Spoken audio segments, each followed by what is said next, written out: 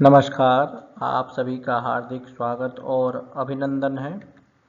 अरिष्टाध्याय में 3 श्लोकों के बारे में आपने सम्यक्तया समझ लिया है, उसके भावार्थों को। प्रस्तुत चौथे श्लोक में पुनः नए प्रकार से अरिष्ट योगों की चर्चा आचार्य द्वारा की गई है। इसके पहले वाले में चंद्रमा के द्वारा, बृहस्पति के द्वारा और लग्नेश के द्वारा किस प्रकार से अरिष्ट का भंग होता है, इसके विषय में आपने पढ़ा। पुनः इस चतुर्थ श्लोक में एक नए प्रकार से अरिष्ट भंग योग के विषय में आचार्य वराहमिहिर चर्चा करेंगे।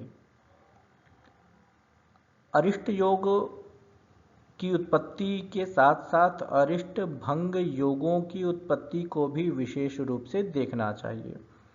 यदि अरिष्ट भंग योग जन्म कुंडली में उपलब्ध है तो अरिष्ट होने के पश्चात भी शिशु को उतना नुकसान नहीं होगा, उतनी हानि नहीं होगी जितना अरिष्ट भंग के न होने पर होगी। अरिष्ट भंग नहीं है तो निश्चित रूप से निर्धारित समय में शिशु का अत्यंत कष्ट होगा या मृत्यु तुल्य जैसी स्थितियां निर्मित हो जाएंगी। किंतु यदि जन्म कुंडली में अरिष्ट भंग योग है तो अरिष्ट होने के पश्चात भी थोड़ा बहुत कष्ट होकर के शिशु संरक्षित हो जाएगा। तो चतुर्थ श्लोक में पुनः नए अरिष्ट योग की चर्चा आचार्य वराहमिहिर कर रहे हैं। तो आप यह श्लोक देखें। इसमें आचार्य कहते हैं, चंद्रः संपूर्णतनुः सौम्यर्क्षगतः स्थितः शुभस्यान्तः प्रकरोतिरिष्टभंगम विशेषतः शुक्र संदृष्टः। इसका अन्वय देखिए आप। चंद्रः संपूर्णतनुः सौम्यर्क्षगतः शुभस्यान्तः स्थितः विशेषतः शुक्र संदृष्टः तदा अरिष्टभंगम प्रकरोति। इसकी आप व्याख्या देखें।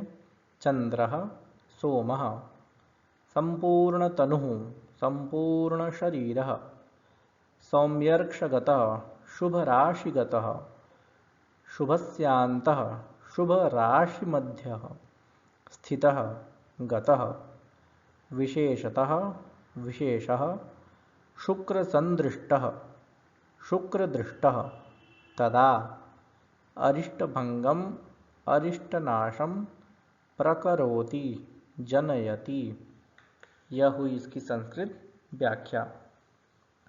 अब इसके हिंदी भावार्थ को समझने का प्रयास करते हैं। जैसा कि आचार्य ने कहा है कि इस श्लोक में भी चंद्रमा के द्वारा ही अरिष्ट भंग योगों की स्थितियां निर्मित होती हैं। इसके पूर्व वाले में भी चंद्रमा के द्वारा ही अरिष्ट भंग को कहा गया था और इस वर्तमान चतुर्थ श्लोक में भी चंद्रमा के द्वारा अरिष्ट भंग योग की स्थितियों को प्रदर्शित किया जा रहा है। तो आचार्य कहते हैं कि चंद्रमा जो है संपूर्ण शरीर से युक्त होना चाहिए, अर्थात उसका जो संपूर्ण शरीर, जो गोलाकार शरीर है, उस गोलाकार शरीर में शिशु का जन्म होना चाहिए। कहने का भावार्थ यह है कि जातक का जन्म पूर्णमासी के आसपास का होना चाहिए। वस्तुतः चंद्रमा बलवान जो है, शुक्ल पक्ष की एकादशी से लेकर के कृष्ण पक्ष की पंचमी तक चंद्रमा बलवान होता है। तो कहने का सामान्य अर्थ यह है कि चंद्रमा बलवान हो, क्योंकि पूर्ण तनु होगा तो वह बलवान होगा और एकादशी से चंद्रमा की जो आभा है, चंद्रमा का जो आकार है, वह लगभग 80% से अत्यधिक रहता ही है। तो वह चंद्रमा एक प्रकार से संपूर्ण शरीर से युक्त हो गया है, अर्थात पूर्णमासी के आसपास का जन्म होना चाहिए। तो ऐसी स्थिति में भी बालारिष्ट योग भंग हो जाता है। इस श्लोक में अनेक प्रकार के बालारिष्ट भंग की चर्चा कर दी है आचार्य वराहमिहिर ने केवल चंद्र के द्वारा।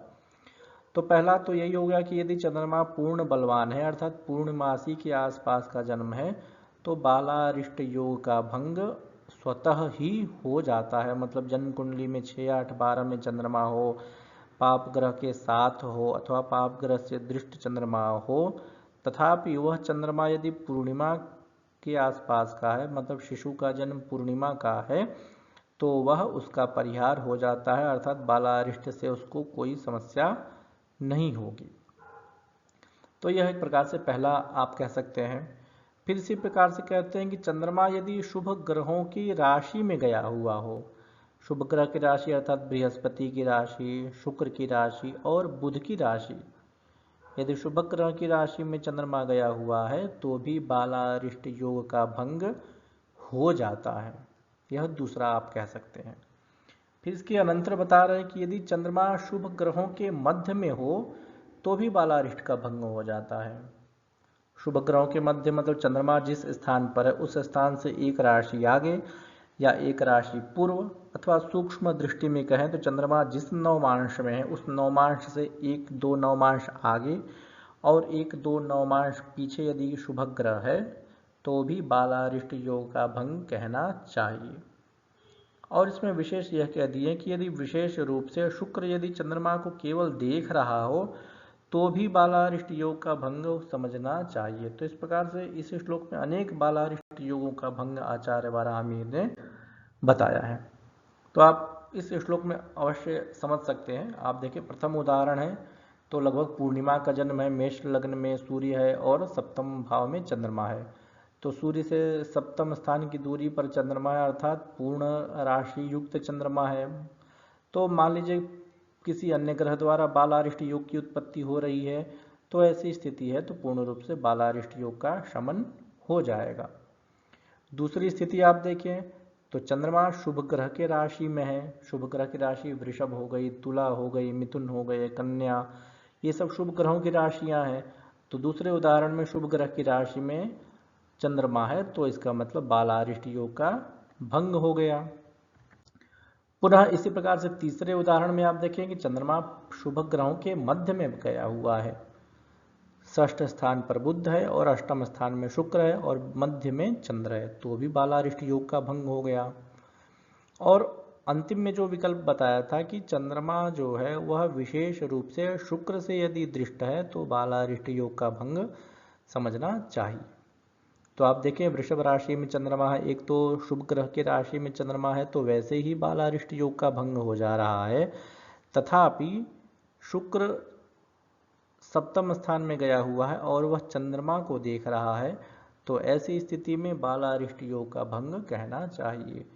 तो जिस प्रकार से चंद्रमा के माध्यम से बालारिष्ट योग की उत्पत्ति होती है, तो ठीक वैसे ही अनेक विकल्प हैं जो चंद्रमा के द्वारा ही उत्पन्न होते हैं और बालारिष्ट योग को भंग करने में समर्थ होते हैं।